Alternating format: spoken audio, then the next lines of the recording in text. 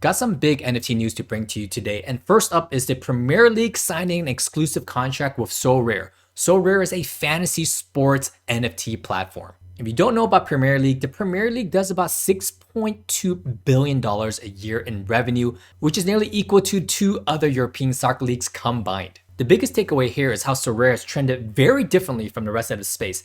Last year, they did $500 million in NFT sales, whereas in 2070, during the NFT bubble, the meteoric rise, they only did 270 million. They almost more than doubled their sales in a down year, which is really amazing. Sorare is now the third biggest NFT collection worldwide, and they do over $1 million in sales transaction a day. And might I add, this is before they announced the Premier League deal. So they did this with the MLB and the NBA. Lord knows where they're going to be with this new contract. Fantasy sports betting is huge. It's been here for years. It's not going anywhere. Neither is the Premier League. So they're not just betting on NFTs. They're integrating it into their long-term roadmap. Not financial advice, but if they ever came off their own metaverse token, I'm the first in line. Sign me up. And on that note, we are seeing metaverse tokens like Mana, which is part of Decentraland, and Stand still on the rise.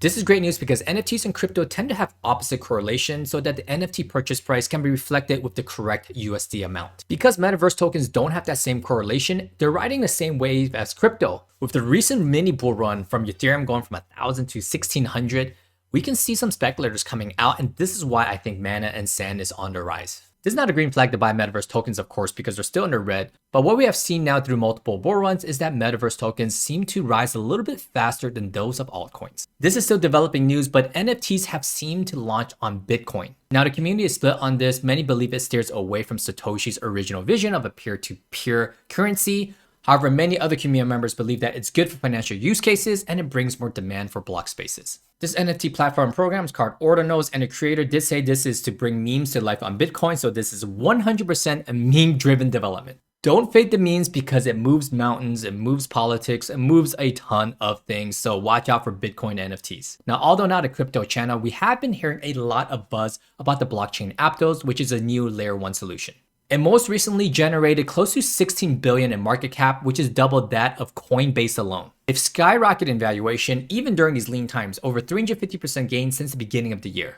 The CEO is making some bold predictions here. He expects NFTs to expand into the mainstream via brands, which we all know, but he also expects it to be a form of payment in the future. He says this is because you can now exchange economic value, you can connect with creators, and you can be empowered to do it in a way that not one entity controls that. This year, things are likely to change and get a bit funky, and you know what? I don't disagree with you. Definitely keep an eye out for Aptos. They could be the next Solana. And speaking about Solana, which had a really bad last year because of the FTX debacle, they are on the rise again for 2023. Now, the long and short of this is that there's more developers coming on, there are more validators coming on, and this comes off the heel of the controversy where they had a big tech fork where only 15 validators had to approve that fork. Although Solana price has climbed back a little bit since its downfall, they have an uphill battle with a ton of projects and games leaving their ecosystem. Anything that brings eyeballs into the Web3 space, I have to promote. So here, Pedigree is looking to bring more eyeballs into the pet adoption space. What they're looking to do here is to allow members like you and me to adopt a digital pet inside of the metaverse.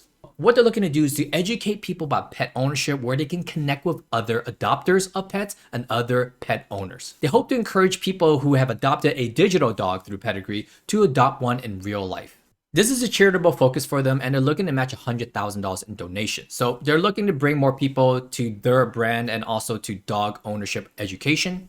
And for us in Web3, the more eyeballs coming in through existing communities, through big brands, is great for the ecosystem. Speaking about economies and ecosystem, there is none bigger than China, which touts over 1.6 billion people, and they are set to increase their NFT oversight. I am very confused by this because, I've covered China and Hong Kong NFT marketplaces. Hong Kong doesn't even allow you to invest into NFTs unless you're a accredited investor, where China has just straight out banned it. But more recently, the Instagram of China with over 200 million users have integrated a layer 1 blockchain to promote NFTs. Now that layer 1 is called Conflux Network. I've never heard of it myself.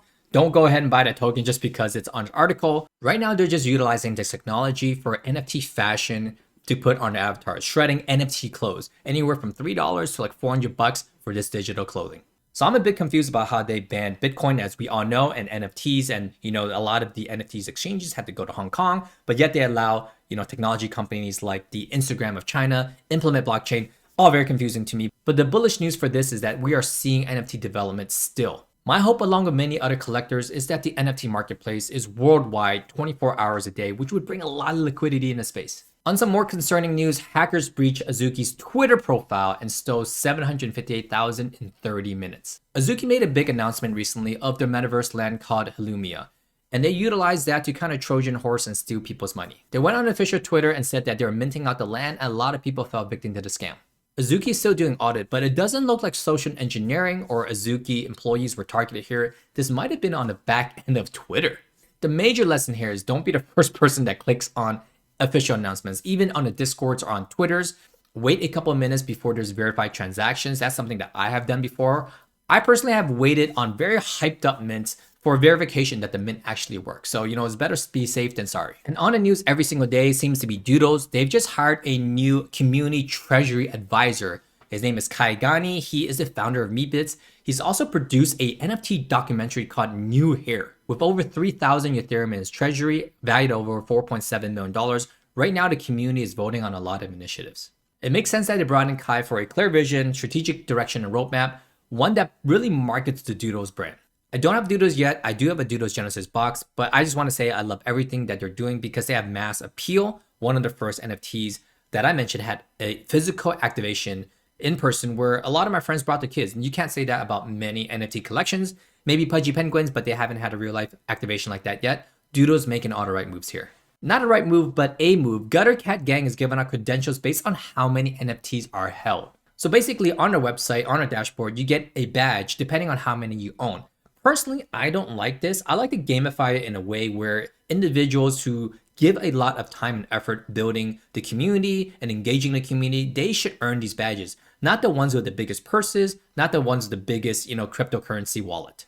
A lot of small guys might feel priced out and just move on to the next collection that really rewards its holders. This might reward the OG holders that maybe bought in at a very low price point, but it doesn't really get new people in. That's just my 2 cents as an NFT collector of a lot of different projects, but kudos for trying something new. That's the best you could do at this time of day. If you want to learn how to capitalize on all the news I just talked about today, then check out my link down below. I talk all things NFTs with my community. If not, follow along. I got 3 market updates weekly. See you guys on the next one.